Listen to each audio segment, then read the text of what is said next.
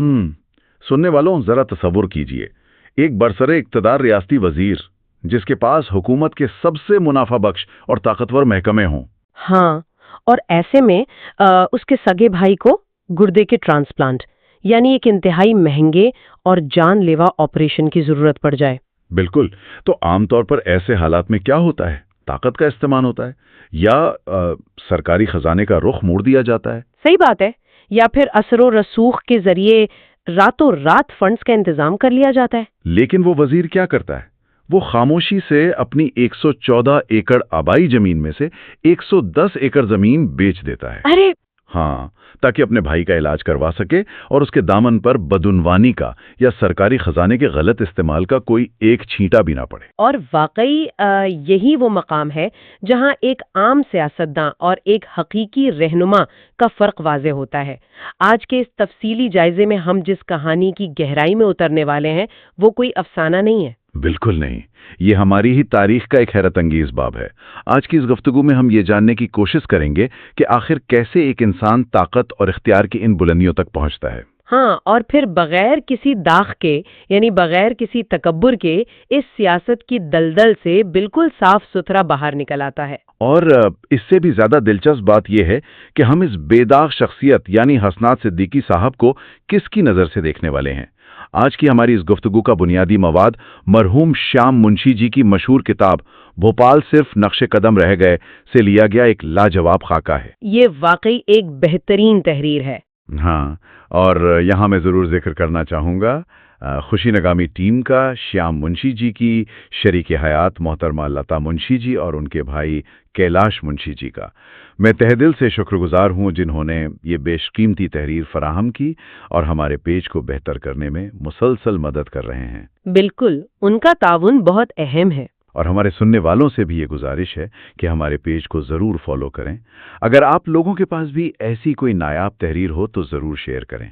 तो आज का मकसद सिर्फ एक शख्स की कहानी सुनाना नहीं है, बल्कि ये समझना है कि जब एक आला ज़र्फ फनकार जैसे श्याम मुंशी जी अपने किसी अजीम दोस्त का खाका खींचता है तो उसमें तहजीब, तारीख और उसूलों की कितनी गहरी परतें खुलती हैं। वाकई, और इस कहानी को पूरी तरह समझने के लिए मेरा ख्याल है कहानी सुनाने वाले का जाविया समझना बहुत जरूरी है।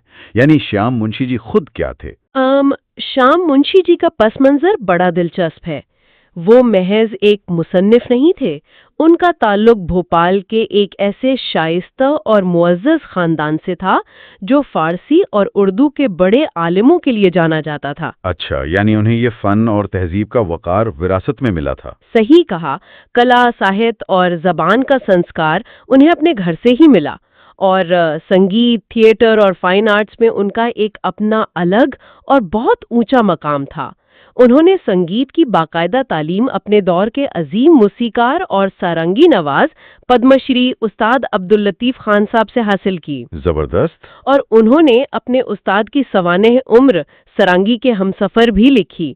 बल्कि उनकी एक और बहुत अहम किताब है सारंगी का दर्द और हिंदुस्तानी संगीत में तवाइफों का योगदान। वैसे एक आम तस्वुर ये होता है कि मुसन्निफ सिर्फ लिखता है, लेकिन मैं पढ़ रहा हूँ कि वो तो बाकायदा आलाते मौसीकी ईजाद भी करते थे। हाँ बिल्कुल, उन्होंने लतीफ सारंग, हंसवीना और यहाँ तक के दुनिया की सबसे छोटी सारंगी जैसे साज इजाद किए। भोपाल की तहजीब और उसकी सकाफती विरासत पर उनका बड़ा गहरा मुताला था। चलिए इसको थोड़ा खोलते हैं। ये बिल्कुल ऐसा है जैसे एक अजीम संगीतकार किसी इंसान की जिंदगी के सोर और ताल समझ रहा हो। एक संगीतकार बेसुरेपन को फौरन पकड़ लेता है ना। बिल्कुल। तो जब ऐसी हसास नजर वाला फनकार हसनात सिद्दीकी साहब का खाका लिखेगा तो जाहिर है वो उन बारीक तहों को देखेगा जो आम सियासत में छिप जाती हैं। तो हसनात साहब के आगाज के बारे में उन्होंने क्या बताया? उन्होंने बताया कि हसनात सिद्दीकी की पैदाइश 1940 में भोपाल के एक इल्मी और मुअज़्ज़ज़ घराने में हुई। उनके वालिद मुफ्ती इस्माइल साहब पेशे के एतबार से तहसीलदार थे। अच्छा, यानी एक सरकारी अफसर का घराना। हाँ, लेकिन उनके भाइयों के मशागिल देखें तो बड़ा तनव्वुर नजर आता है। उनके बड़े भाई सगीर बेदार साहब एक नामवर सहाफ़ी और एडिटर रहे। छोटे भाई अनीस अहमद ने खेती बाड़ी और ज़राअत को अपना लिया और सबसे छोटे भाई शमीम अहमद नगर निगम में थे। ये बड़ी अजीब और दिलचस्प बात है। एक ही घर में सहाफत भी है, ब्यूरोक्रेसी भी اور کھیتی باڑی بھی. میرا خیال ہے اس علمی اور مختلف ماحول نے ضرور حسنات کی آئندہ زندگی کی بنیاد رکھی ہوگی. ایک بچہ جب ایسے ماحول میں بڑا ہوتا ہے تو وہ چیزوں کو ایک وسیع زاویے سے دیکھتا ہے. بالکل صحیح.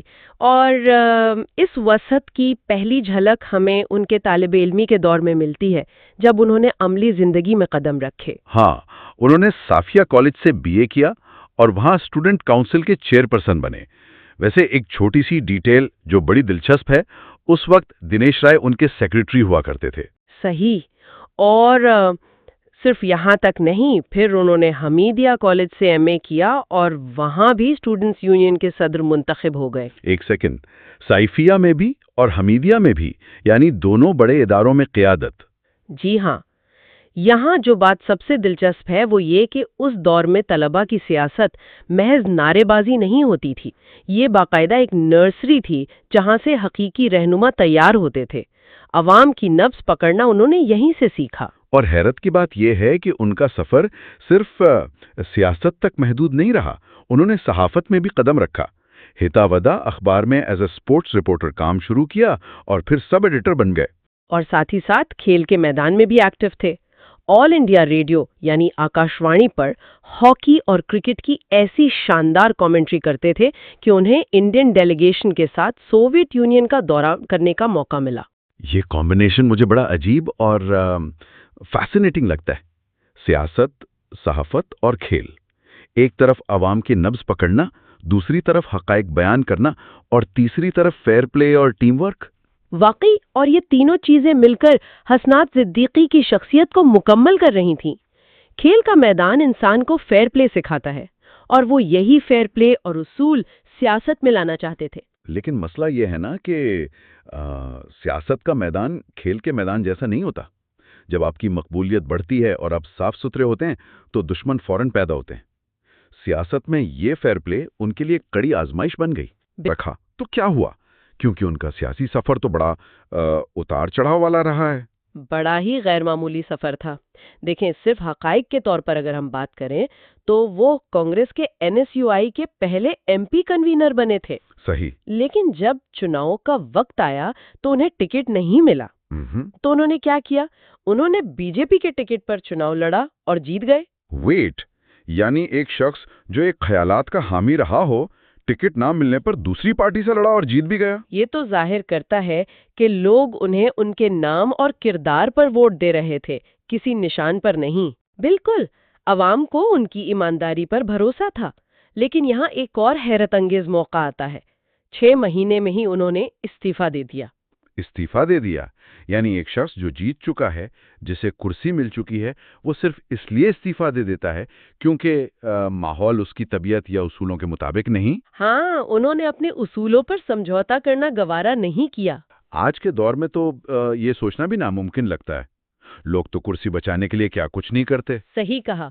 اور اس استعفے کے بعد جب دوبارہ چناؤ ہوئے تو اس بار وہ کانگریس کے ٹکٹ پر لڑے، پھر جیتے اور چیف منسٹر ارجن سنگھ کی کیبنٹ میں وزیر بن گئے. اور یہاں سے شروع ہوتا ہے اختیار اور آزمائش کا وہ دور جس کا ذکر ہم نے بالکل شروع میں کیا تھا. وزارت، اور وہ بھی ایسے محکموں کی جنہیں عام زبان میں کمائی والے محکمے کہا جاتا ہے. ہاں، پورے 4 سال تک وزیر رہے.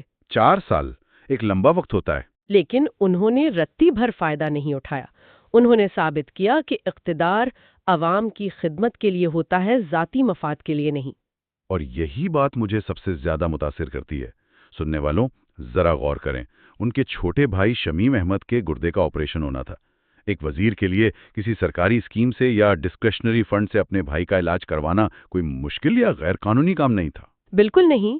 لوگ تو عام طور پر اپنے دوستوں اور رشتہ داروں کو فائدہ پہنچاتے ہیں. لیکن حسنت صاحب نے کیا کیا؟ انہوں نے اپنے بھائی کے علاج کے لیے اپنی 114 ایکڑ آبائی زمین میں سے 110 ایکڑ زمین بیچ دی.